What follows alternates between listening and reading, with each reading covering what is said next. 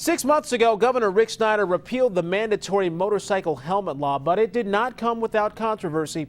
Brian Johnson tells us if Michigan roads are now more dangerous with fewer riders wearing helmets. Lori Connerton works for the Insurance Institute of Michigan, an organization that fought to keep helmets required. The Office of Highway Safety Planning did an analysis before repeal, and they estimate there'll be 30 additional deaths and 127 additional incapacitating injuries. According to the Office of Highway Safety Planning, this year there are 91 deaths compared to 89 during the same period last year. That's an increase of 2.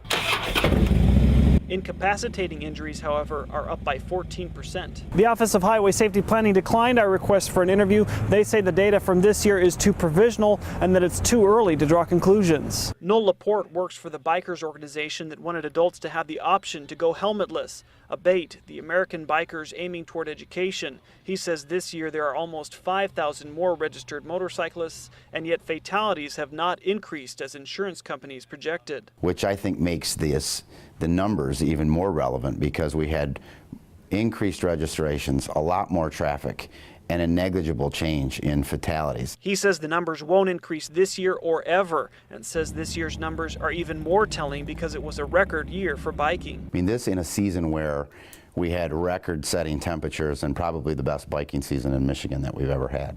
Just because motorcyclists can ride without their helmet doesn't mean they should. So we recommend that they still wear all their protective gear. It will be another 6 months till a strong conclusion on motorcycle safety can be made without opposition.